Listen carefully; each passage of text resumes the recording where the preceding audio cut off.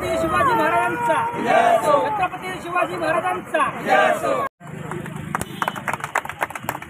छत्रपती शिवाजी महाराज की, डॉक्टर बाबासाहेब आंबेडकरांचा।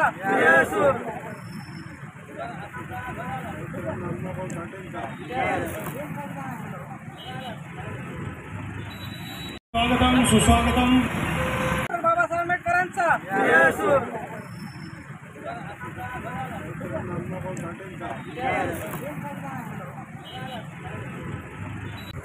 चिंतले साहेब, किरण इंगळे यांना सर्व या जयंतीनिमित्त अन्नदानाचा कार्यक्रम आयोजित करण्यात आले। हा चळवळीतील कार्यकर्ता धम्मदीप भद्रे हा सतत कोणत्या ना कोणत्या माध्यमातून अण्णाभाऊ साठेंची जयंती असो, छत्रपती शिवाजी महाराजांची जयंती असो, अन्नदानाचा कार्यक्रम करून आपल्या चळवळीचं योगदान, सामाजिक भान ठेवून सर्व कार्यक्रम आयोजित करतो आणि सर्व कार्यकर्त्यांना चळवळीतल्या सर्व कार्यकर्त्यांना बोलावून त्यांचा सन्मान करतो। आणि या निमित्तानं एक चळवळीचं अंग म्हणून आम्ही सतत धम्मदीप भद्रे यांच्या पाठीशी राहणार आहे। असंच कार्य लाभो तुम्हाला आणि तुमच्या कार्याची दखल तेवढं कमी आहे।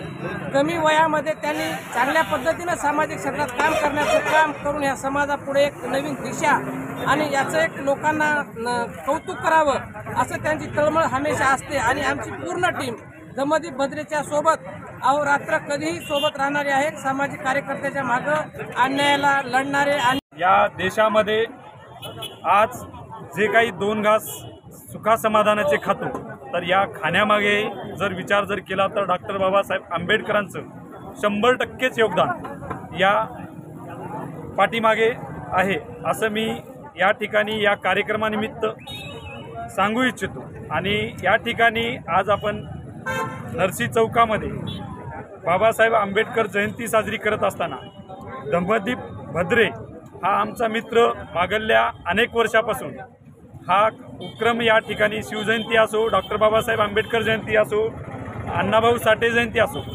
पुढे होऊन सतत कार्य करण्याचं काम करतो। त्यासाठी मी धम्मदीप भद्रे यांना पण शुभेच्छा देतो। थांबतो। जय हिंद। महात्मा ज्योतिबा फुले भारतरत्न डॉक्टर बाबासाहेब आंबेडकर संयुक्त जयंतीनिमित्त आमचे मित्र धम्मदीप भद्रे यांनी जयंतीचा कार्यक्रम अन्नदानाच्या वाटपातून गेली अनेक वर्षापासून करतात आणि एक तरुणाईपुढे एक संघर्ष करणाऱ्या चळवळीतल्या कार्यकर्त्यांना एक फार मोठा आदर्श आहे त्यांचा। आणि सर्व तरुणांनी असाच एक धम्मदीप भद्रेचा आदर्श घेऊन अशा जयंतीच्या माध्यमातून एक चांगला संदेश देण्याचं काम आपल्या मित्रपरिवारानं त्यांनी दाखवून दिलेलं आहे।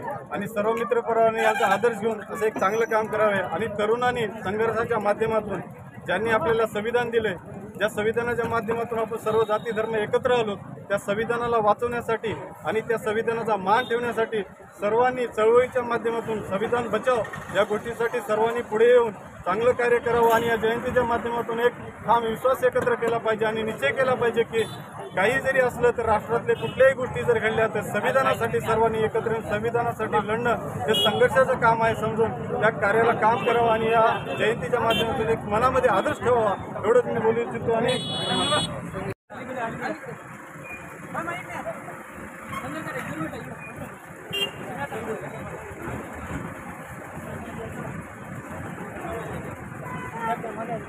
अण्णाभाऊ साठेंचा